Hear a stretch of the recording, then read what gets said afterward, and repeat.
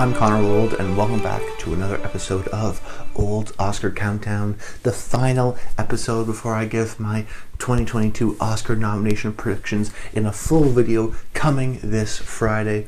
But if you're new to the series, what I've been doing for the past 3 or so months now is breaking down every category at the coming Oscars, also doing separate videos talking about the PGAs, DGAs, sort of updating you on the race, doing an updated Best Picture rankings, and now finally we're sort of at the one category I haven't covered, giving it its own episode. Best Documentary Feature. And the way I essentially approach these videos, if you still are new to the channel, is that come Friday, when I'm going to be giving my Oscar nominations predictions before the Oscar nominations happen next Tuesday, that will be a long video, but there's not going to be a whole lot of in-depth analysis. The reason why I did these episodes that I think few other YouTubers and analysts do is ultimately to have a 16+ minute video of the best documentary category where you can actually go down and see and hear an analysis of a bunch of different movies, whereas oftentimes people just sort of mention a couple things. Now I will be mentioning just a couple things in the condensed version on the Oscar nominations video, but ultimately I have all the different categories which you can go back on, like this one. So if you're watching this video, you want to know more about best documentary, or maybe just more of my thoughts on the category, but this is where you're really going to get those smaller nominations that count, those technical awards that will help your overall percentage, and a percentage that we've been getting 75% plus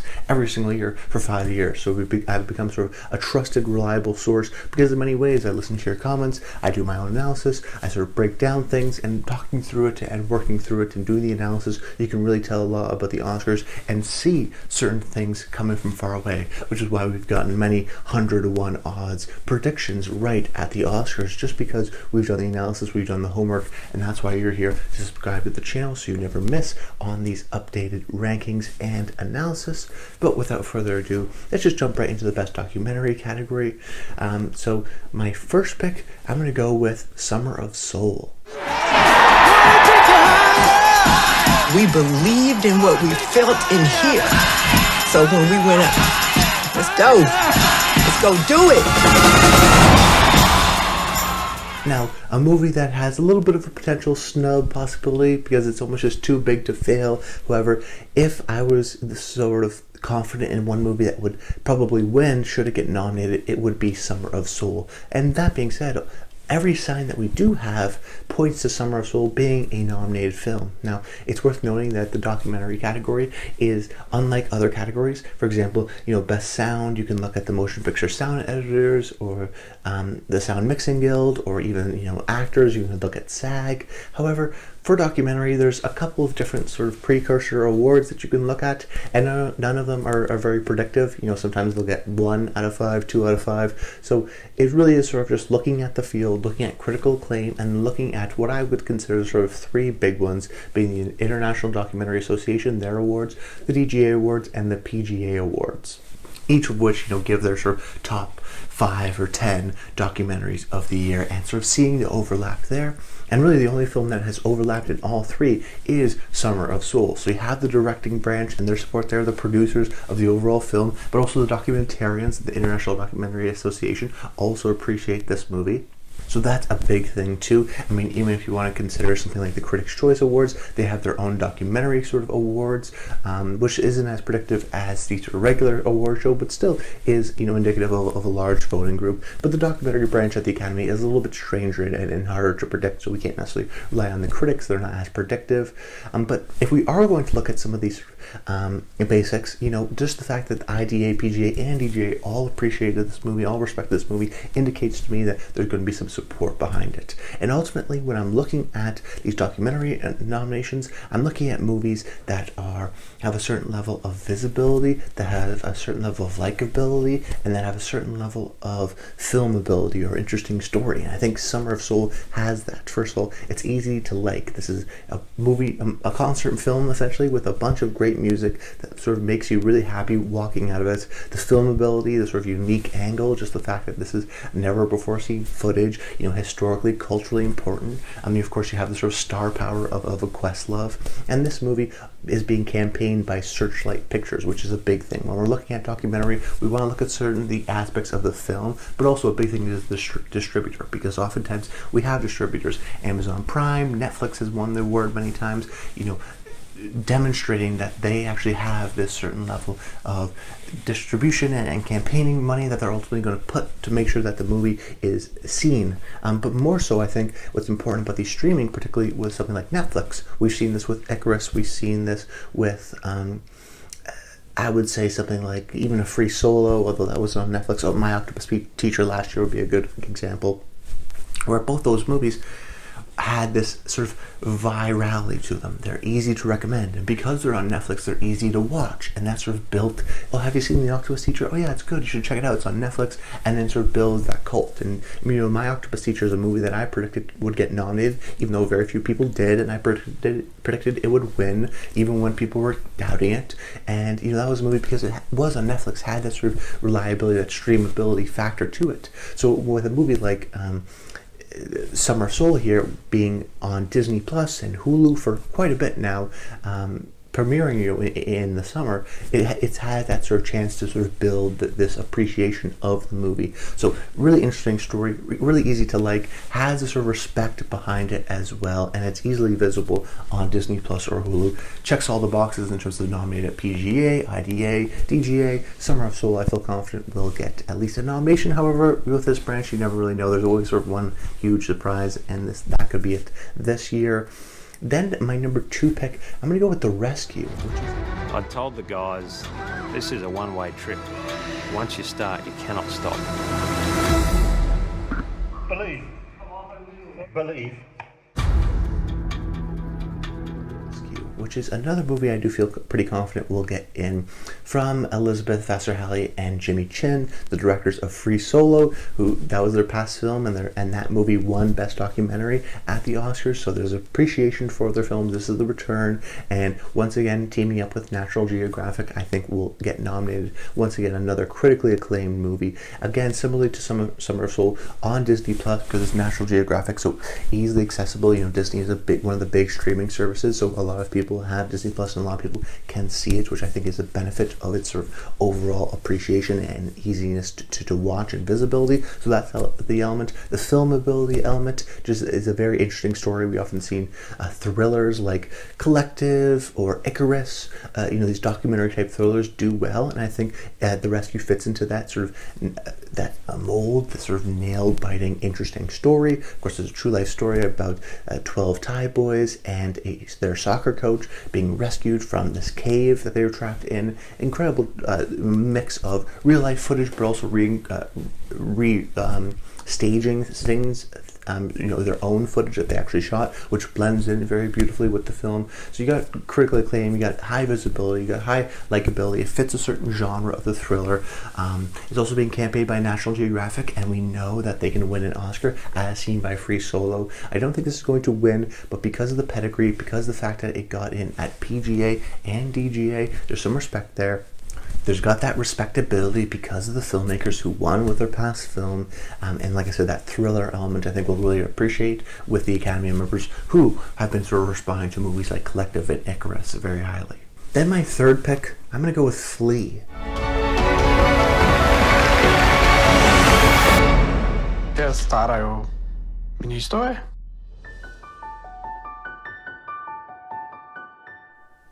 Now, this is a movie I've talked about twice on other shows because it's going to be, I think, the rare movie to get nominated in animated feature, international feature, and here documentary feature. So I won't talk about too much, just in terms of the documentary side. This is from Neon, which is a company and a distributor that I feel very highly in terms of its chances of getting a nomination. They're a strong campaigner. This is the studio that got Parasite its Best Picture win. So that was the first foreign film that got nominated for Best Picture, which I think is a strong sign for sort of Neon's campaigning ability, and they're really campaigning this movie to sort of get that three-prong nomination. I mean, they're campaigning this movie to get in for Best Picture. I don't think that will happen, but I do think there's sort of efforts that are overreaching there. We'll definitely appreciate and give the significance to this movie here.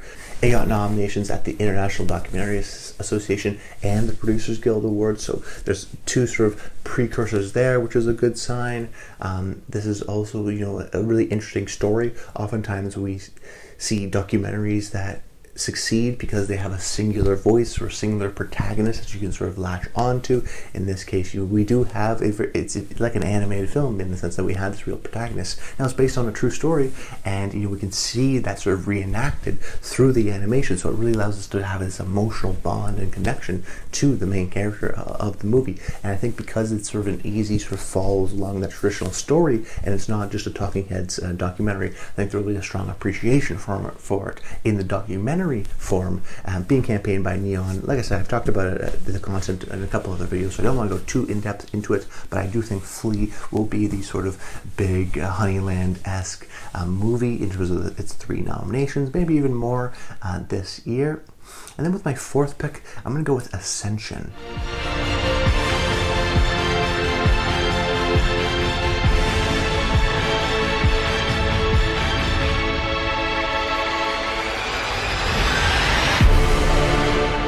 Now, this is a movie that some people are putting in there, some people are not. It's sort of on the cusp right now, but I do feel somewhat confident it's going to get in. Right now, the 4th and 5th slot, I really do feel sort of confused about, in the sense that I'm not 100% sure it's going to get in, because every year there's so many of these movies contending for these 4th and 5th slots.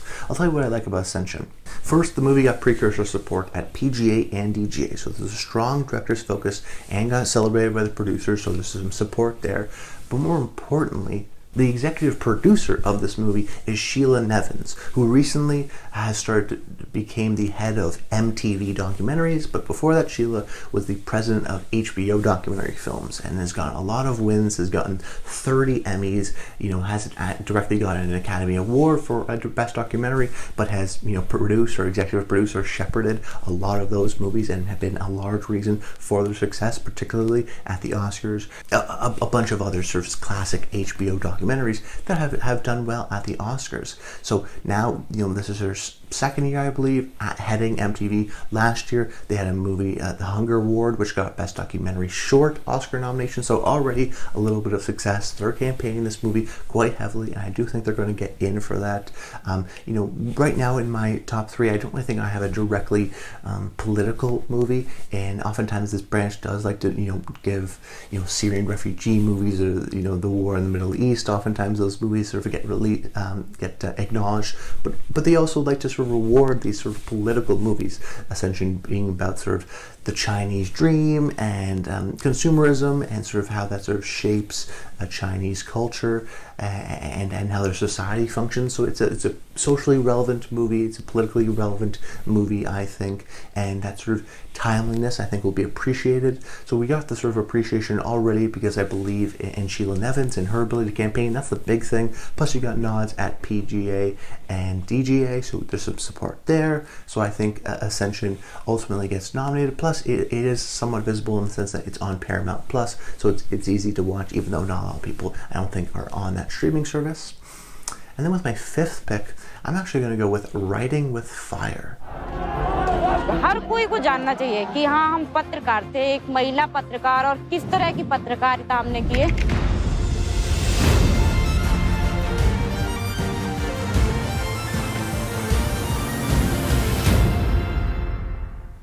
Now, it's easy to go with a certain sort of critically acclaimed film, Twitter-esque documentary. However, Writing with Fire, I think, could be this year's My Octopus Teacher. If you remember last year, very few people had My Octopus Teacher getting in for the nomination. However, I did, because I kept on looking at the signs. It was getting nominated everywhere. There was a large amount of appreciation, sort of industry appreciation. Even though it wasn't getting a lot of critical support, it got a lot of industry support. And then what happened? A movie that a lot of people didn't even think was going to get nominated ended up winning at the Oscars. That's the power of, sort of looking at the facts and the data, and that's what I try to do. I think Writing with Fire is the one that people are overlooking this year. It got in at the IDA and the PGA, so we know there's already industry support there, unlike other movies which only, the rest of the movies I've talked about, they've either gotten, one nomination at one of the three, or maybe it got Critics' Choice, or maybe not. Brian with Fire, surprisingly, I think got IDA and PGA, of course, made the shortlist for the Oscars, so there is support there. Now, this is from a smaller studio, Black Ticket and Music Box, so the distribution in terms of getting it in front of people, it is a little bit concerning. That being said, because we see, already support from two guilds, it does tell me that there is, visibility for the movie, which is important for me. But more importantly, I look at the content of the movie. And oftentimes when we're looking at the best documentary category, a lot of us every year miss movies like For Sama or last year's The Mole Agent, because these sort of surprise one-offs, they often come from international films. They're not these sort of American films that you heard about that played at Sundance, that are sort of film Twitter-esque.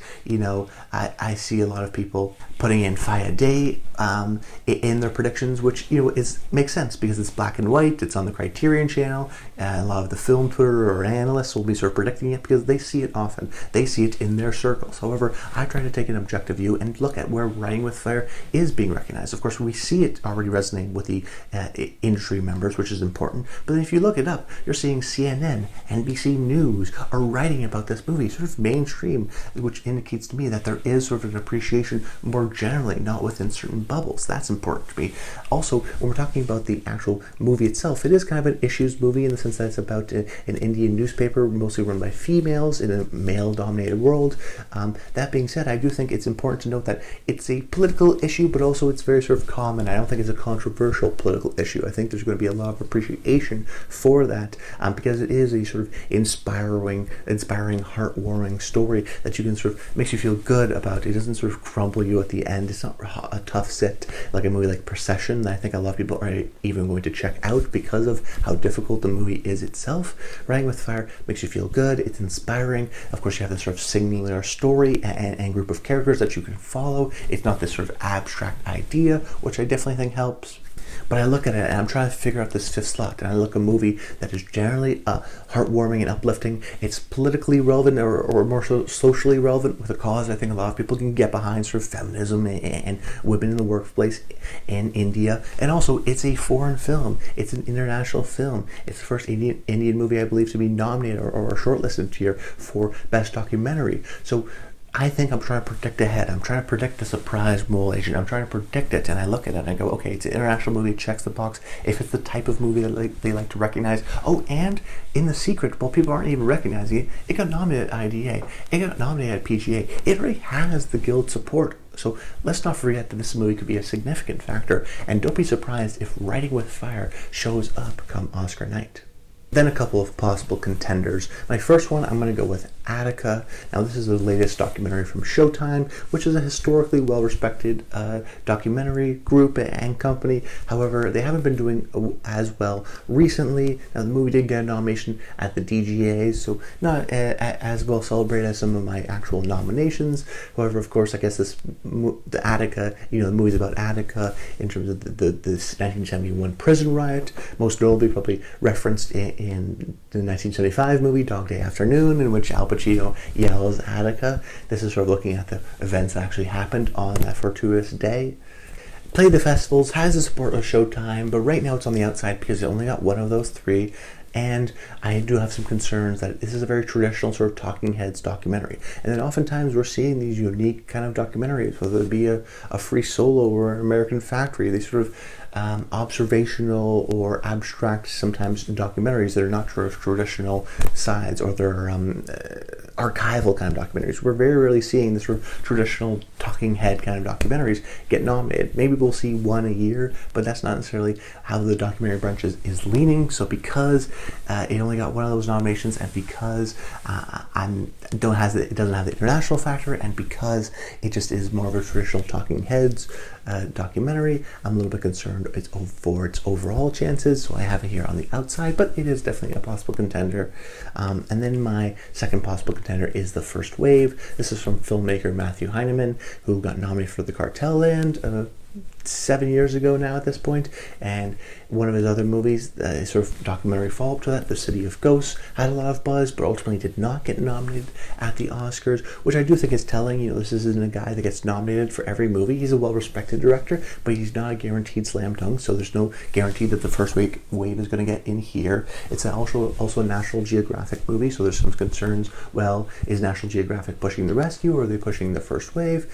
The benefit being that it ultimately is on Disney Plus, so it has the support there. It's a timely movie. We know about the first wave of COVID-19 pandemic, so it feels relevant and prescient. But that being said, you know, there was a couple COVID movies last year for documentary that didn't get nominated. Instead, they went for the more heartwarming movie like the Mole Agent, which is why I think they're going to repeat that with a more heartwarming movie like Riding with Fire. So I'm not exactly sure if they're going to feel the need to sort of recognize this. They may go, oh, this is politically and socially relevant, we want to nominate it. But I think a lot of filmmakers, as seen from last year, kind of, and industry members kind of feel like, you know what, there's no need to reward this. Is maybe a little bit too early. I don't want to necessarily engage with this content. Plus, it didn't get enough sort of that precursor love that I'm so concerned about. So I had it here on the outside. Then you can, you know, talk about a movie like Procession, which I think a lot of people have for their nominations, because it's Netflix, and Netflix has done very well in this category. I have some serious doubts about that movie just because it is a very tough sit, and it's a very tough sell in many ways as well. So I'm not exactly sure if that will inspire enough people to vote for it, or even get enough people to watch the movie to vote for it. That seems to be like the critical darling one to me that will fall aside. But I definitely don't want to, you know, overlook a movie like Netflix, because they've been so dominant, particularly in this documentary category. So I wouldn't necessarily want to overlook that. So that's a possible contender too. But still, my five are my five, and I'll probably stick with that because this Friday I'm going to be giving my final 23 category Oscar nominations, all of the picks. So you can go to that video, and then I'll be giving live reactions, not this Tuesday, but next Tuesday. So a little bit of a parsed out schedule here, but should be a fun one. We're in the thick of it, and don't go away. Once those Oscar nominations come out, then I start to predict, well, what's going to win. For most of these videos, I very rarely talk about what's going to win. That's its whole other analysis, because right now I'm just trying to predict what's going to get nominated. Once that happens, we can go from there and follow the updates thereon. But that's about it, guys. I hope you enjoyed the video, and until next time, stay tuned.